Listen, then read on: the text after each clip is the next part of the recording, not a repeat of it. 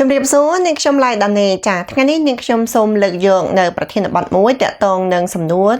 ដែលបងប្អូនមួយចំនួនបានលើកឡើងថាពិតជាពិបាកមែនទែននៅក្នុងការស្វែងរកនៅគោលបំណងរបស់ខ្លួនឯងថាតើចង់ធ្វើអ្វីឲ្យប្រកបហើយតើធ្វើដូចម្តេចទៅទើបអាចរកគោលដៅឬក៏គោលបំណងជីវិតថាតើចង់ខ្លាចទៅជាអ្វីឲ្យប្រកបនោះចានេះគឺជាសំណួរល្អណាស់ដែលបងប្អូនទាំងអស់គ្នាកំពុងតែមានការព្រួយបារម្ភអំពីជីវិតរបស់ខ្លួនឯងថាតើគួរដើរទៅណាចាសំណួរនេះធ្វើឲ្យខ្ញុំនឹកឃើញការពីខ្ញុំអាយុនៅវ័យដូចបងប្អូនហ្នឹងគឺមានការព្រួយបារម្ភដូចជាបងប្អូនអញ្ចឹងហើយពេលនោះខ្ញុំក៏ធ្វើការស្វែងរកនៅគោលដៅជីវិតរបស់ខ្លួនឯងជាពិសេសនៅពេលដែលបញ្ចប់នៅថ្នាក់ទី12ថាតើគួរទៅណាគួររៀននៅមុខវិជ្ជាអ្វីដើម្បីឲ្យខ្លួនឯងអាចក្លាយទៅជាមនុស្សម្នាក់មានមុខរបរឬក៏ការងារតាមក្តីស្រមៃប៉ុន្តែក្តីស្រមៃការងារឬក៏ក្តីស្រមៃនៅមុខរបរហ្នឹងគឺហាក់បីដូចជានៅស្រពេចស្រពិលជួនកាលក៏ហាក់បីដូចជាស្រឡាញ់ទៅផ្នែកខាងជំនាញរស់ស៊ីចឹងទៅពេលខ្លះទៅក៏ស្រឡាញ់ទៅផ្នែកទំនាក់ទំនងវិញទៅអញ្ចឹងវាហាក់បីដូចជាមិនប្រកបប្រជាទេនៅពេលដែលយើងមានភាពស្រពេចស្រពិលបែបនេះវាធ្វើឲ្យយើងមានភាពលំបាកនៅក្នុងការបន្តដំណើរជីវិតទៅថ្នាក់មហាវិទ្យាល័យមែនតើអ្វីដែលជាជំរើសល្អបំផុតសម្រាប់បងប្អូនអាចធ្វើការងារស្ម័គ្រចិត្តហើយព្យាយាមធ្វើឲ្យបានច្រើននេះគឺជាវិធីសាស្ត្រមួយដែលអាចរកឃើញនៅគោលដៅរបស់ខ្លួនឯងផងដែរពីព្រោះឱកាសនៅក្នុងការងារស្ម័គ្រចិត្តវាបានធ្វើឲ្យយើងអាចអនុវត្តនៅកិច្ចការងារដែលយើងគិតថាយើងចង់នោះហើយនៅពេលដែលយើងអនុវត្តនៅកិច្ចការងារទាំងអស់នឹងយើងចូលខ្លួនទៅធ្វើផ្ទាល់យើងនឹងរកឃើញខ្លួនឯងថាតើចូលចិត្តវាដែរឬអត់ឬក៏មានភាពបែបណាដែរអ្វីដែលយើងគិតនឹងអ្វីដែលជាការពិតតើវាដូចគ្នាដែរឬទេឧទាហរណ៍ថាបងប្អូនចង់ខ្លាចទៅជាគណនេយ្យជំនាញម្នាក់នៅពេលដែលយើងទទួលបានឱកាសនៅការងារស្ម័គ្រចិត្តយើងព្យាយាមស្ម័គ្រចិត្តនៅក្នុងផ្នែកណាមួយដែលតាក់ទងទៅនឹងជំនាញគណនេយ្យហ្នឹងហើយពេលនោះរកឃើញសង្កេតមើលខ្លួនឯងថាតើខ្លួនឯងចូលចិត្តនៅមុខវិជ្ជានឹងដែរឬអត់តើខ្លួនឯងចូលចិត្តនៅកិច្ចការងារនឹងដែរអត់តែនៅពេលដែលធ្វើទៅអាចជួបនៅឧបសគ្គអាហ្នឹងក៏វាមិនមែនមានន័យថាបងប្អូនមិនត្រូវជាមួយនឹងជំនាញនោះទេគ្រាន់តែថាឧបសគ្គកើតឡើងវាអាចឧបសគ្គជាកត្តាខាងក្រៅឬក៏ជាកត្តាខាងក្នុងយើងរកមើលវាឲ្យបានច្បាស់លាស់ទៅមើលថាតើវាមកពីអ្វីឲ្យប្រកបហើយប្រសិនណាបើជួបឧបសគ្គទៀតនៅពេលដែលបានអនុវត្តហ្នឹងយើងអាចដោះស្រាយបញ្ហាហ្នឹងបានយើងរកឃើញថាយើងមានសមត្ថភាពដោះស្រាយបញ្ហាហ្នឹងអាហ្នឹងក៏ជាចំណុចមួយដែលយើងមើលឃើញច្បាស់ថាយើងត្រូវទៅនឹងជំនាញមួយនោះហើយចា៎មួយទៀតបើសិនជាមានលោកឪពុកអ្នកម្ដាយជាអ្នករស់ស៊ីឬក៏ជាអ្នកធ្វើការញាតិមិត្តអីក៏ដោយដែរដែលមានឱកាសអាចចូលខ្លួនទៅធ្វើកិច្ចការងារទាំងអស់នឹងបានសាកល្បងធ្វើកិច្ចការងារនោះសាក់មើលថាតើបងប្អូនចូលចិត្តដែរឬទេឧទាហរណ៍ថាមានម្ដាយជាអ្នកធ្វើកិច្ចការងាររកស៊ីអញ្ចឹងយើងគិតថាយើងចង់ខ្លាចទៅជាអ្នកជំនួញម្នាក់អាហ្នឹងមិនប្រកាសថាឪពុកម្ដាយយើងជាអ្នកជំនួញហើយយើងចូលចិត្តការរកស៊ីនឹងទេដូច្នេះដើម្បីឲ្យដឹងច្បាស់ថាយើងចូលចិត្តឬក៏អត់យើងអាចទៅសាកល្បងព្យាយាមប្រើប្រាស់ពេលវេលាកុំរងចាំដែលយើងរៀនចប់ពេលវេលាណាដែលយើងអាចឆ្លៀតបានចូលខ្លួនទៅជួយកិច្ចការងារទាំងអស់នោះមើលថាតើយើងចូលចិត្តដែរទេយើងសប្បាយរីករាយវាអត់បើសិនជាយើងសប្បាយរីករាយយើងរកឃើញថាយើងមានសមត្ថភាពនៅក្នុងការធ្វើកិច្ចការងារហ្នឹងនោះហើយយើងនឹងរកឃើញខ្លួនឯងចា៎មួយវិញទៀត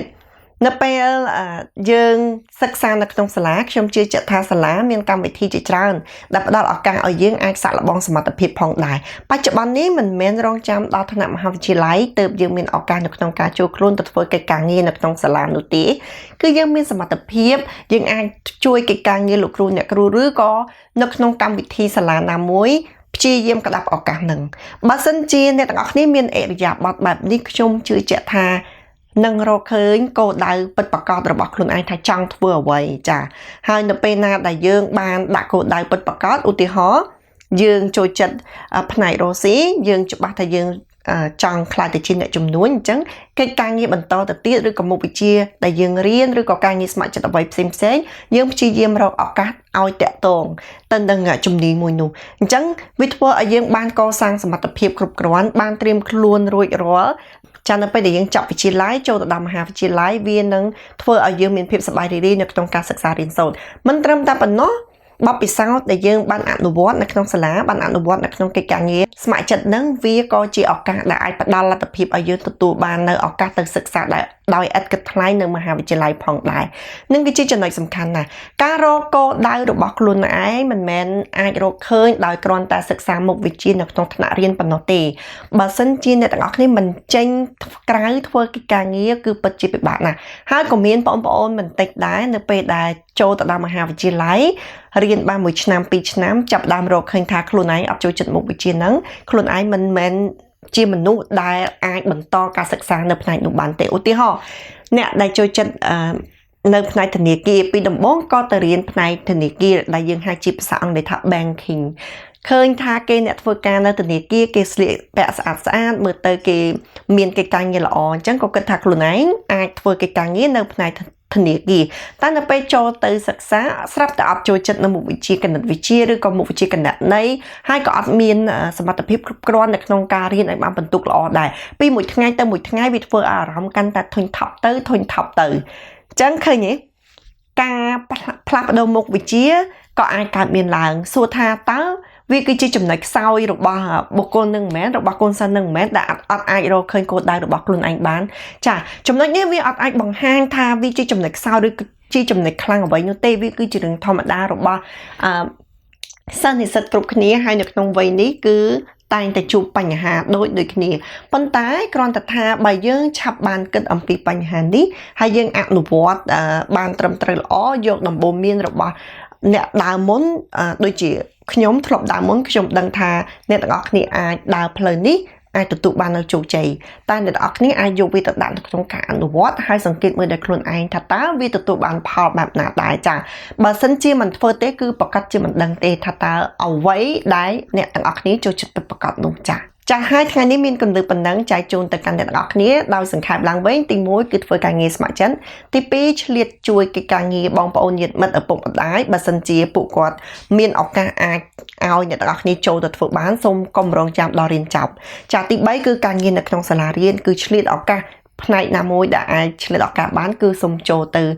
ធ្វើការសិក្សាធ្វើការជាមួយនឹងលោកគ្រូអ្នកគ្រូឬក៏ទទួលយកនៅកម្មវិធីណាមួយមកអនុវត្តមករៀបចំចំណុចទាំង3នេះគឺប្រកាសណាស់នឹងជួយជំរុញឲ្យអ្នកទាំងអស់គ្នារកឃើញគោលដៅរបស់ខ្លួនឯងពិតប្រាកដបើសិនជាឆាប់គិតអ្នកទាំងអស់គ្នានឹងឆាប់រកឃើញអាចកំណត់នៅគោលដៅរបស់ខ្លួនឯងបានតែប្រសិនបើ